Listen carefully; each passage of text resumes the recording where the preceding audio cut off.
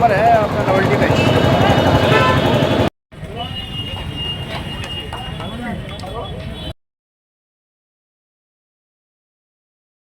जैसा कि आप अवगत हैं कि जुमे की नमाज के बाद कुछ जगहों पे अलग अलग थाना क्षेत्रों में पुलिस और प्रशासन की जो ड्यूटियां लगी हुई थी, वहां पे कुछ लोगों के द्वारा हिंसक प्रदर्शन किया गया, जिसके संबंध में कल हम लोगों ने बताया था कि हम कठोर विधिक कार्रवाई सुनिश्चित करेंगे। उसमें हम लोगों के द्वारा अब तक कुल 10 एफआईआर दर्ज की गई हैं, जिसमें थाना कोतवाली में 5 एफआईआर दर्ज की गई है, थाना बारादरी में 2 एफआईआर दर्ज की गई है, थाना किला प्रेमनगर और कैंट में एक एक एफआईआर दर्ज की गई है। इन दर्ज एफआईआरों में आज हम लोगों के द्वारा कुल 8 अपराधियों को, जो इस घटना में शामिल थे, 8 अभियुक्तों को गिरफ्तार करके जेल भेजा गया है। उनके नाम मैं आपको पढ़ के बता देता हूं। मौलाना तौकीर रजा, सरफराज पुत्र सलीम, मनीफुद्दीन पुत्र जरीफुद्दीन, अजीम अहमद पुत्र नसीम अहमद, मोहम्मद शरीफ पुत्र मोहम्मद अहमद, मोहम्मद आमिर पुत्र मोहम्मद जाहिद, रिहान पुत्र राजू और मोहम्मद सरफराज पुत्र समीम। इन 8 लोगों को आज हम लोगों के द्वारा गिरफ्तार किया गया है और जो रिमांड मजिस्ट्रेट हैं उनके समक्ष पेश करते हुए न्यायिक हिरासत में इनको लिया गया है। कोर्ट के आदेश के उपरांत इनको संबंधित जेल में भेजा गया है। टोटल जो 10 एफआईआर दर्ज हुई है, उसमें जो प्रमुख एफआईआर है थाना कोतवाली की, इसके बारे में मैं आपको बता देता हूँ। एफआईआर नंबर 489/25, जिसमें भारतीय न्याय संहिता की धारा 109(1), 109(2), 118(2), 121(2), 189(5), 191(2), 195(1), 196(1), 196(2), धारा 223, 310(2), 324(5), 324(6), 61(2), धारा 62, आपराधिक कानून संशोधन अधिनियम धारा 7, सार्वजनिक संपत्ति नुकसान निवारण अधिनियम धारा 3 और सार्वजनिक संपत्ति नुकसान निवारण अधिनियम धारा 4। इन समस्त गंभीर धाराओं में जो हमारी प्रमुख एफआईआर है, जो खलील तिराहे पे घटना हुई थी, जिसमें जो पुलिस बल वहां पे लगा हुआ था, मजिस्ट्रेट जो वहां पे लगे हुए थे, इनके द्वारा बहुत संयमित तरीके से वहां जो भीड़ आई अचानक से, उसको रोकने का प्रयास किया गया, समझाने बुझाने का प्रयास किया गया। उसके बावजूद इस भीड़ के द्वारा बैरिकेडिंग को तोड़ के पुलिस बल के साथ दुर्व्यवहार करते हुए इस्लामिया कॉलेज पहुंचने के लिए प्रयास किया गया और उसके अंतर्गत पुलिस के ऊपर हमलावर हुए, पुलिस के ऊपर पथराव किया गया। वहां से हम लोगों के द्वारा जो सामग्री रिकवर हुई है उसके बारे में मैं आपको बता देता हूं। ईंट पत्थर के टुकड़े भारी मात्रा में रिकवर किए गए हैं, चप्पल जूते भारी मात्रा में, पुलिस के टूटे हुए बैरिकेड रिकवर किए गए हैं। वहां से कुछ ब्लेड्स, खोखा कारतूस 12 बोर और 315 बोर के, जो संभवतः फायरिंग में यूज होंगे, वो रिकवर किए गए हैं। जिंदा कारतूस रिकवर किए गए हैं। एक तमंचा 12 बोर का, जो संभवतः वहां किसी उपद्रवी के पास से गिर गया था भगदड़ में, एक ये रिकवर किया गया है। अवैध चाकू, लाठी डंडे और कुछ कांच की टूटी हुई बोतलों के टुकड़े, जिनसे पेट्रोल की बदबू आ रही है, जो संभवतः पेट्रोल भर के लाया गया था। ये सारी चीजें वहां से, जो घटनास्थल था खलील तिराहे का, वहां से बरामद की गई है। 2 वाहन क्षतिग्रस्त हुए हैं, गाड़ी संख्या यूपी 32 EG 3137 और एक मोटरसाइकिल, ये 2 वाहन क्षतिग्रस्त हुए हैं। अभी 8 लोगों को हम लोगों ने गिरफ्तार किया है। टोटल हम लोगों ने 39 लोगों को अब तक हिरासत में लिया है। 8 लोगों को गिरफ्तार करके न्यायिक हिरासत में भेज दिया गया है, जेल भेज दिया गया है। बाकी जितने लोग हैं उनसे हम लोग जो विधिक प्रोसीजर है पूछताछ करते हुए, क्योंकि ये भी बहुत आवश्यक है कि हम इन्वेस्टिगेशन के दौरान ये पता करें कि जो ग्राउंड पे लोग मौजूद थे, जो अलग अलग चौराहों पे पुलिस के साथ मिसबिहेव कर रहे थे, पुलिस के ऊपर हमलावर थे, पथराव कर रहे थे, और इनके पीछे कौन व्यक्ति था जो इनसे लगातार संपर्क में रहते हुए इनको ये करने के लिए उकसा रहा था। तो उस बिंदु पे इनसे पूछताछ की जा रही है। इनके मोबाइल फोन जिन जिनके रिकवर किए गए हैं, उन मोबाइल फोन से भी एविडेंस कलेक्शन किया जा रहा है। हम लोग लगातार ये सुनिश्चित करेंगे कि जो भी अभियुक्त इस घटना में शामिल थे, इन 10 एफआईआर में जो भी अभियुक्त शामिल थे, उन सभी की पहचान सीसीटीवी फुटेज के माध्यम से, जो हमारा मैनुअल इंटेलिजेंस होता है उसके माध्यम से, टेक्निकल इंटेलिजेंस के माध्यम से, और जो हमारे अभिसूचना विभाग है उसके माध्यम से हम लोग एकत्र करेंगे। और जितने भी लोग शामिल थे प्रत्यक्ष या अप्रत्यक्ष रूप से, उनकी गिरफ्तारी और उनके विरुद्ध कठोर कार्रवाई, जैसा कि माननीय मुख्यमंत्री जी और शासन की मंशा है। अपराध के विरुद्ध जीरो टॉलरेंस, कानून व्यवस्था की स्थिति एकदम दुरुस्त रहे, उसको कोई किसी भी प्रकार से बिगाड़ ना पाए, और बिगाड़ने वालों के विरुद्ध जीरो टॉलरेंस, इस पे हम लोग कार्रवाई सुनिश्चित करेंगे।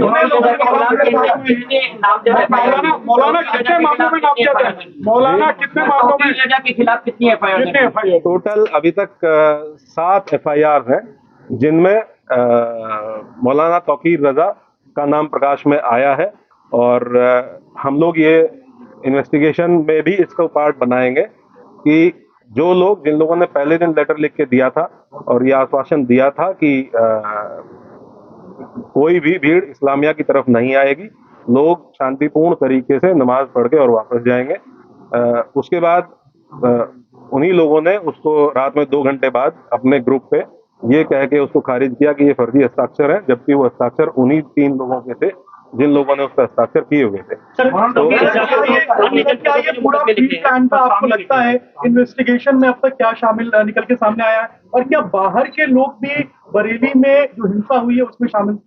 ये डेफिनेटली, क्योंकि ये लगभग 7 दिन से इस चीज की अपील की गई थी और 7 दिन से लगातार पुलिस और प्रशासन के लोग, डीएम साहब और मेरे द्वारा लगातार संवाद स्थापित किया गया। हम लोग इस प्रयास में थे कि संवाद स्थापित करके उसके साथ साथ हम लोग निरोधात्मक कार्रवाई करके सुनिश्चित करेंगे और ये कन्वे करेंगे कि कोई भी ऐसा काम ना किया जाए, कोई भी ऐसा आयोजन ना किया जाए जो विधि विरुद्ध हो। इसके लिए सभी धर्म गुरुओं से संवाद स्थापित किया गया, जनप्रतिनिधियों से संवाद स्थापित किया गया, लेकिन उसके बावजूद भी जिन लोगों के द्वारा ये किया गया उनके विरुद्ध हम लोग कठोर कार्रवाई बिल्कुल इंश्योर करेंगे। जो भी लोग इसमें, ये तो ऑब्वियस सी बात है कि आजकल जो लोग व्हाट्सएप से इसमें संपर्क में थे, हमारी इन्वेस्टिगेशन के दौरान ये भी तथ्य प्रकाश में आए हैं कि कुछ बाहर के आपराधिक तत्व, इस जनपद से बाहर के कुछ आपराधिक तत्व इस जुलूस में शामिल हुए, इस आयोजन में शामिल हुए थे, जिनके द्वारा इस तरह की समस्या पैदा की गई। उनके बारे में भी हम अभी सूचना संकलन कर रहे हैं। ये भी ज्ञात हुआ है कि इसमें एक नदीम नाम का व्यक्ति ये लगातार फोन पे संपर्क में था और इससे व्हाट्सएप कॉल के माध्यम से लोगों की बात हो रही थी और इसके द्वारा भी वहाँ लोगों को उकसाया गया। हाँ, ये वही व्यक्ति है जिसके सिग्नेचर थे उस कागज पे जो पहले दिन अपील जारी की गई थी और ये अभी फरार है। पुलिस की टीम है। टोटल कितने लोगों के नाम दर्ज है, कितने अज्ञात हैं, कितने नाम दर्ज हैं? ये पूरा, क्योंकि हम लोगों ने टोटल 10 FIR दर्ज की है, तो उसमें अलग अलग जहाँ जहाँ घटना स्थल है, जहाँ जहाँ पे जो घटनाएं हुई है, उसमें अलग अलग लोग नामजद है। टोटल 7 FIR हैं जिनमें इनका भूमिका पाई गई है। विधिक प्राविधान के अंतर्गत जो भी कार्रवाइयाँ पॉसिबल है वो सब कार्रवाइयाँ सभी के विरुद्ध इंश्योर की जाएंगी, सुनिश्चित की जाएंगी। मौलाना फकीर रजा की पिछला इतिहास भी निकाला जाएगा, तमाम पहले हम लोग सभी अभियुक्तों का आपराधिक इतिहास निकालेंगे। पुराने मुकदमे ये देखेंगे कि उन पुरानों मुकदमे की वर्तमान में कोर्ट में क्या स्थिति है, ट्रायल में क्या स्थिति है और उनमें हम लोगों के स्तर से क्या और तेजी लाई जा सकती है, उसके बारे में भी काम किया।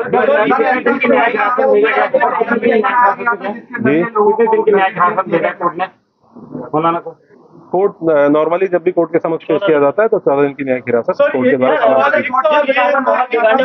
क्या मतलब कोई पुराना मतलब कि बरेली की बड़ा करने के आयोजन से ये भीड़ एकत्र की, कोई बड़ा करना चाह रहे थे बरेली में? ये हम लोग आपको इन्वेस्टिगेशन जैसे जैसे इन्वेस्टिगेशन प्रोसीड करेगी कि इस मंशा क्या थी और जी यहाँ का जुरिस्डिक्शनल जेल बरेली जेल है और जो यहाँ पे रिमांड मजिस्ट्रेट है उनके द्वारा उनको बरेली जेल में। आपने बताया कि तमंचा भी बरामद हुआ है, क्या इस पूरे इंसिडेंट में फायरिंग हुई है? पहला सवाल ये। दूसरा, पुलिस वालों को भी चोटें आई हैं, क्या उनको भी छर्रे लगी हैं और कितने पुलिस वाले ऐसे हैं जो अभी घायल हैं? कुल 22 पुलिसकर्मी, कल जब हम लोगों ने अपनी पूरी टीम को गैदर किया, कुल 22 पुलिसकर्मी ऐसे थे जो इंजर्ड थे, जिनका मेडिकल एग्जामिनेशन कराया गया। कुछ 22 पुलिसकर्मी, कुछ लोग ऐसे हैं जिनको डाउटफुल फायर आर्म इंजरीज है, उनका भी फाइनल मेडिकल परीक्षण कराया जा रहा है। जब ये चीज हम लोगों के मेडिकल परीक्षण फाइनल हो जाएगा तो हम लोग आपको इसके बारे में अवगत कराएंगे। लेकिन ये डेफिनेट है कि इसमें अराजक तत्वों के द्वारा फायरिंग की गई। अलग अलग घटना स्थल पे अलग अलग थे। कुछ जगह पे 200-250 लोग अज्ञात में थे, कुछ जगह पे 300-350 लोगों की भीड़ थी। मान के चलिए लगभग 2,500-3 हजार लोग ऐसे हैं जो अज्ञात में अलग अलग घटना स्थलों पे, जिनको हम लोग अभी चिन्हित करने का प्रयास करेंगे। टोटल 22 पुलिसकर्मी घायल है जिनका हम लोगों ने मेडिकल करा। नहीं, पूरे घटना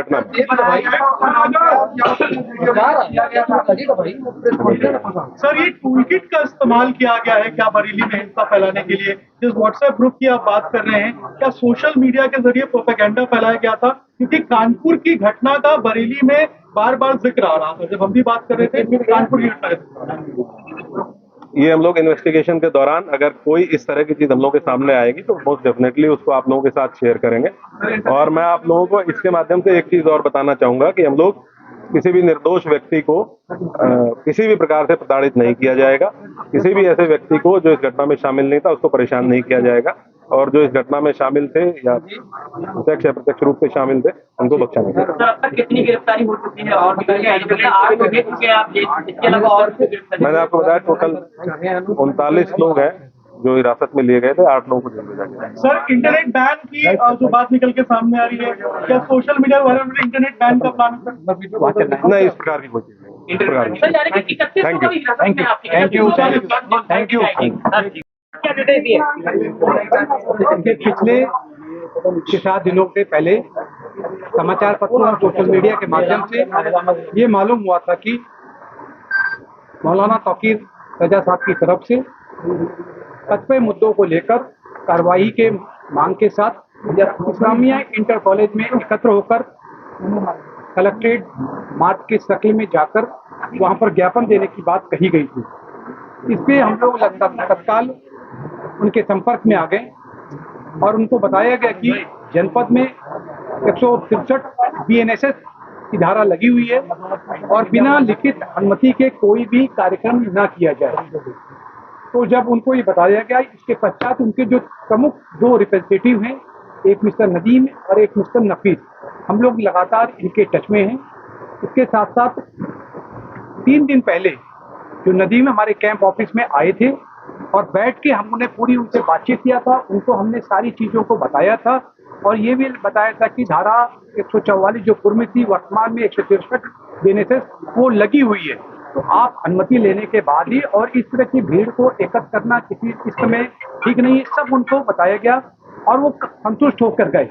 उसके ठीक 1 दिन बाद जो है मेरे ही कैंप ऑफिस में शाम के समय जो है मौलाना मिस्टर नदीम के साथ हमारे कैंप ऑफिस में आए और वहाँ पर मैं और कप्तान साहब की मौजूदगी में काफ़ी देर बातचीत हुई। हम लोगों ने उनको सारी वस्तुस्थिति से अवगत कराया। ये फिर से बताया गया कि धारा 163 BNSS लगी हुई है, बिना अनुमति के कोई कार्यक्रम ना किया जाए। और अगर इस प्रकार की जो आप आ रहे हो उनकी शख्सियत के बारे में बताएं, भीड़ इकट्ठी जब हो जाएगी तो आउट ऑफ कंट्रोल हो सकता है और आप जो मार्च कर रहे हो रास्ते में किसी भी प्रकार की जो है दिक्कत आ सकती है। सारी बातों को उनको बताया गया। उसके पश्चात उसी 1 दिन बाद उन्होंने कहा कि मैं घर जाके सोच के आपको पॉजिटिव जवाब दूंगा। अगले दिन तक सुबह कहा गया कि पॉजिटिव जवाब आपको मिलेगा, लेकिन रात में फिर उसके बाद मिस्टर नफीस और नदीम के सिग्नेचर से एक हम लोगों को कागज मिलता है जिसपे लिखा होता है कि अब हम लोग इस प्रकार का कोई कार्यक्रम नहीं करेंगे, अर्थात इस्लामिया इंटर कॉलेज में हम एकत्र नहीं होंगे और ना ही हम लोग कोई मार्च करेंगे। ये स्पष्ट लिखा हुआ था उनके लोगों की तरफ से। उसको हम लोग देख के मतलब मान के चल रहे थे कि अब इस प्रकार का कुछ नहीं होगा, लेकिन कुछ ही देर बाद इसका भी एक खंडन आ गया। फिर खंडन आने के बाद फिर जब उनके लोगों से पूछा गया फिर उस पर उन्होंने कहा नहीं साहब, बिल्कुल जो हमने पहले लेटर दिया वो ठीक है। इसके अगली सुबह को करीब 10:30 बजे के करीब जो है मौलाना की तरफ से एक वीडियो जारी किया जाता है कि नहीं, जो भी समाचार पत्रों में निकला है और जो भी आपने सोशल मीडिया या अन्य जगहों से आपको लोगों को पता चला है और जो एक लेटर जारी किया गया वो सभी फेक है और हम पूर्व प्रोग्राम की तरह ही कार्यक्रम करेंगे। इसके पश्चात हम लोग लगातार मौलाना के टच में रहे। करीब 12 बजे से लेकर शाम 6 बजे तक मैं और हम लोग लगातार मतलब बातचीत हम लोग करते रहे। अलग अलग माध्यमों से बातचीत करने के पश्चात जो है कि ये हम लोग ने फिर कहा था कि अगर किसी प्रकार से आप इस चीज़ को मना कर दीजिए, क्योंकि धारा आपने अनुमति कोई नहीं लिया, उस पर कोई रिस्पॉन्स नहीं मिला और अचानक ही जब जुमे की नमाज जब हो गई थी और उसके बाद 80 से 90% लोग जो है वो अपने अपने घरों को चले गए थे, क्योंकि उसके पहले हम लोगों ने एक फ्लैग मार्च भी किया था और उस फ्लैग मार्च के माध्यम से और social media, print media, electronic media के माध्यम से भी एक मैसेज दिया था कि धारा लगे होने की 163 BNSS के बारे में हम लोगों ने गाइड भी दिया था, सबको बता दिया गया था और सभी लोगों से अपील भी निकाली गई थी कि सभी लोग जो है जनपद में शांति व्यवस्था बनाए रखने में जिला प्रशासन, पुलिस प्रशासन का पूरा सहयोग करें। इसमें सभी लोगों ने सहयोग किया, लेकिन कल जुमे की नमाज के बाद जहां 80 से 90% लोग अपने अपने घरों को वापस चले गए, उसी में कुछ लोग ऐसे थे जो लोग की नमाज के बाद और कुछ अन्य लोग वहां पर आ गए और उन्होंने एकत्र होकर जो इस्लामिया इंटर कॉलेज वहां पर जाने का प्रयास किया और उसके पश्चात जो है प्रयास करने में उन्होंने जो हमारी पुलिस फोर्स थी, हमारे मजिस्ट्रेट थे, उनके साथ धक्का मुक्की करने की कोशिश किया है। और जब एक कह सकते हैं कि आउट ऑफ सिचुएशन, ये कह लीजिए कि उन्होंने माहौल खराब करने की कोशिश किया, कानून और शांति व्यवस्था की स्थिति बिगाड़ने का प्रयास किया, तब पुलिस ने बल प्रयोग करके उनको वापस उनके घरों में भेजा। और उसके पश्चात से जो लगातार जो एक ऐसे लोगों को चिन्हित करने की उसकी आवश्यक कार्रवाई जारी है। अब आपको डिटेल में इसमें कितने लोगों के खिलाफ वो अभी वरिष्ठ पुलिस अधीक्षक महोदय बताएंगे।